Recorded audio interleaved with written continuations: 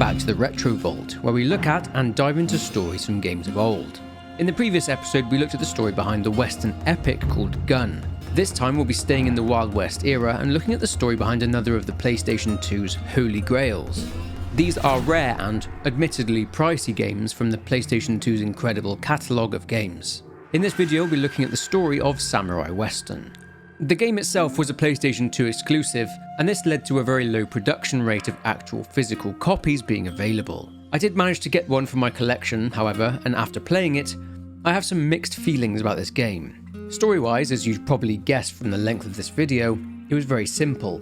Gameplay-wise, despite having some cool RPG elements in terms of leveling up the protagonist and unlocking new weapons to use, this game was repetitive. Although the gameplay was fun itself, it's a good thing this game was only about 4 hours in length, as if it was any longer I would have just given up. The game did have a pretty high skill ceiling but was quite unbalanced. Some levels I'd really struggle, but then I'd breeze through the next 5 or 6. Despite that, when I limited myself to playing it for an hour at a time, I did actually end up enjoying myself. But anyway, this video is about the story, so let's now jump in.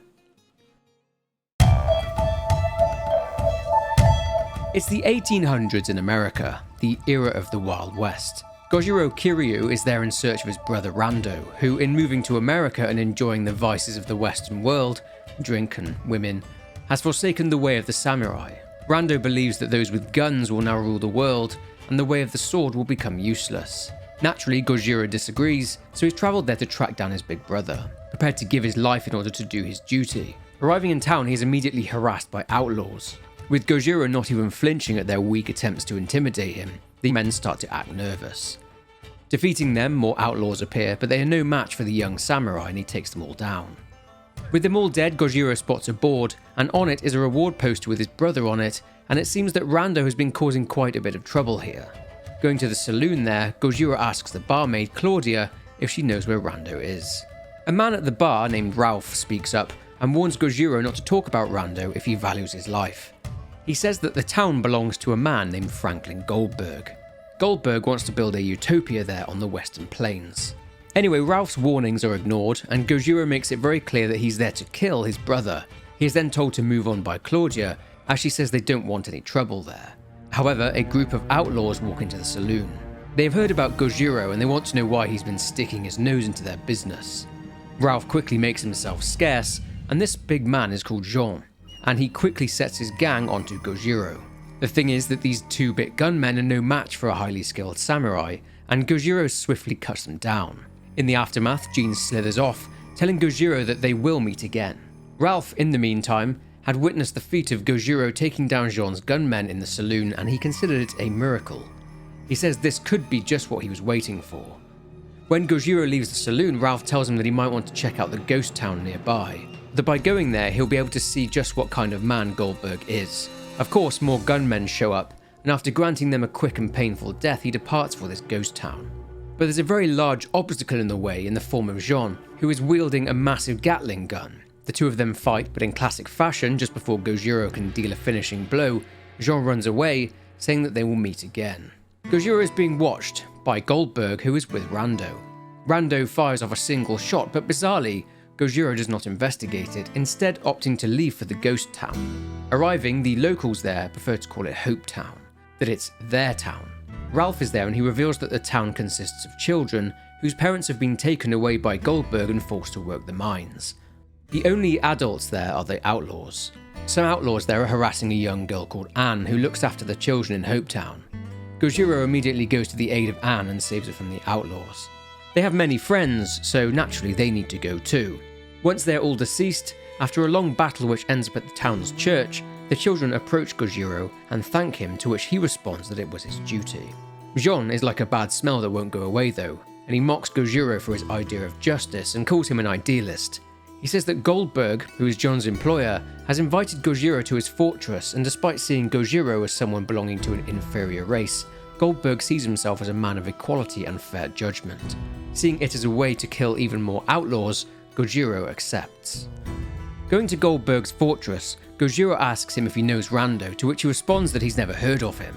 Asking Gojiro what he wants with Rando, Gojiro simply states that if he isn't there, then he has no business with Goldberg. Jean is a bit sensitive and doesn't like that Gojiro turned his back on his boss and tried to leave, and Goldberg orders Gojiro be taken care of. Fortunately for Gojiro, there are loads of outlaws there, so he gets to work in cutting them all down. This all culminates in a fight with Jean again, but with him having had his ass kicked, he claims that he's got a cold and buggers off again. Ralph was concerned that Gojiro was going to be convinced to work for Goldberg and that he wouldn't be allowed to leave alive if he refused, so he went there to help him. Stopping Gojiro from getting shot as he's trying to leave, Ralph is shot at by Goldberg's men himself. Gojiro now needs to fight his way out of Goldberg's fortress in order to make his escape, and he does so. But word has now gotten round about this samurai, Gojiro. Back in town, a sheriff that refuses to allow anyone to cause trouble, Sheriff Donald is there waiting to greet them. Donald is loyal to Goldberg and has taken exception to the threat to Mr. Goldberg's life, with Donald licking his lips at the large bounty that has now been placed on Gojiro's head. The men that Gojiro has to fight off now are all bounty hunters working for Goldberg, so once again Gojiro slashes his way through them all, and this ends up with him going up against Sheriff Donald, who quickly changes his tune once he realizes that this samurai is far more skilled than he is. Ralph tells Donald about who the real enemy is. He reveals that Rando has been telling people that Gojiro is a bad man. He reveals that this Rando is there in the saloon. Heading inside, it appears that Rando has changed his name to Rado, the Wandering Gunman, and this explains why everyone has been calling Rando by a different name than the one Gojiro knows him by. Rando isn't completely against Japan, though. He believes that for Japan to survive, it needs to use the enemy's weapons against them. He mocks his brother's samurai pride, calling it a joke. Another group of outlaws walks into the saloon, and they appear to be led by a strange man calling himself Faceless. Rando makes his exit and leaves Gojiro there to fight all of the Faceless men. He then faces off against Faceless and defeats him, but their fight is interrupted by Anne, who says that a young boy named Joey has gone to help everyone. Faceless runs away, and it turns out that Joey attempts to try and liberate the parents from the mine. He'd been stopped by Donald, who had been doing a bit of digging into Mr. Goldberg. Joey says he's going to fight the bad guys just like Gojiro does. Gojiro says that he will go and liberate the parents from the mine. The two little cretins in charge of the mine are Nathan and his brother Killer. They mock Gojiro, calling him another worker ant. They say they will train him, and then he might come in handy. These two are a real handful, with one shooting at Gojiro, whilst the other runs around slashing at him. Despite this challenge, he's able to defeat the both of them. Seems though that Ralph has been using Gojiro's distraction, and has secured himself some hard evidence against Goldberg. Just who is he working for? Back in the town, it appears that just after Gojiro went to the mine to help Joey, Goldberg's minions, in the form of Faceless's gang, have strapped the children to bombs which are located all over the town. Arriving there, Gojiro manages to defuse all of the bombs, frees all of the children, as well as killing all of Faceless's men. Faceless shows up, and he's not happy, so he once again challenges Gojiro to a fight, and using all of his skill, Gojiro defeats him. Death. This good. Death. Fun. Death.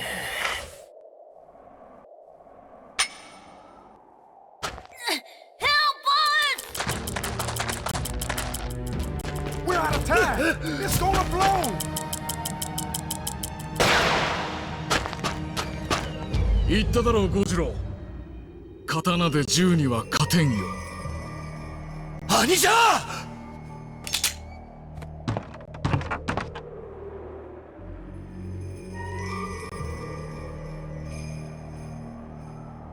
You've gone too far, Goldberg. As sheriff, I swear I will bring you to justice.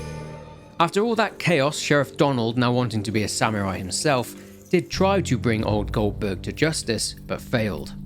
And he ended up getting himself caught. Goldberg's goons, led by Jean, were scheduled to hang Donald, but Gojiro turns up to save him. Handing out some sharp justice to Goldberg and Jean's men, he successfully saves Donald and prevents him from being hanged. Jean speaks with Gojiro, but tells him they will settle this later, with him to reveal the time and place very soon.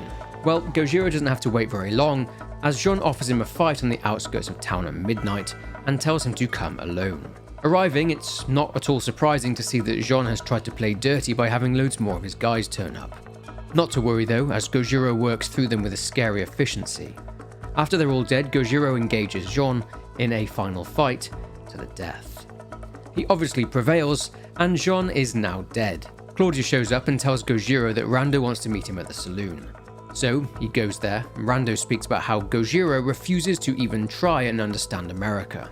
He reveals that Goldberg at one point had gone to Japan, and Rando had lost to him in a fight, and that's when he'd lost faith in the way of the samurai, and was why he considered guns were the answer to Japan's problems.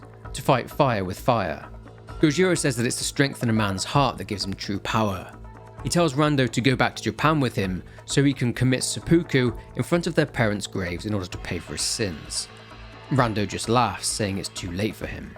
Another strange group of people walk into the saloon and Rando leaves, telling him that he'll be waiting for him at Goldberg's fortress. This strange group are more of the faceless warriors, and they're pretty skilled, but once again, Gojiro manages to defeat them all. Afterwards, with the knowledge that his brother is at Goldberg's fortress, he heads there next. But on the way, he has to fight through a small army of men. Killing them and moving on to the fortress, he finds even more outlaws and bounty hunters awaiting him there, and he fights his way through to the entrance. After they're all done with, he is finally able to confront Rando and the two get ready to face off. Rando is extremely fast and dangerous, but thankfully Gojiro is able to get the better of his brother and takes him down. With Rando bleeding out and dying, Gojiro's job is done. Rando reminds Gojiro how he used to follow him round all the time, that he wanted to become a samurai just like his big brother. He tells him that he's proud of him, that he's become a great samurai, and after he's passed, Gojiro lets out an anguished scream for his brother. Gojiro's new friends arrive. Ralph's true identity is that he is Colonel Ralph Norman. He's working for the president and is there spying on Franklin Goldberg and reporting his illicit activities back to the government. Due to Gojiro's help, a military operation has been authorized in order to take Goldberg down. He also reveals that the people of the town have also risen up and are fighting Goldberg alongside them. They'll keep Goldberg's men busy whilst Gojiro goes to defeat Goldberg himself. Fighting his way through what's left of Goldberg's most loyal goons, he confronts the tyrant who is dressed like he's a member of Judas Priest. Gojiro says that he's come for his brother's sword, which was claimed by Goldberg after he defeated Rando back in Japan.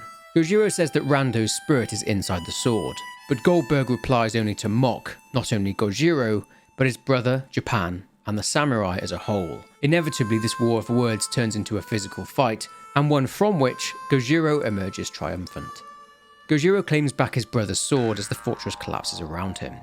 1 month later, and with Goldberg dead, his control over the town is no more, and the townsfolk get to work rebuilding for a better future. Gojiro's lasting impression on the town is evident, as the kids there all dream of becoming samurai themselves one day.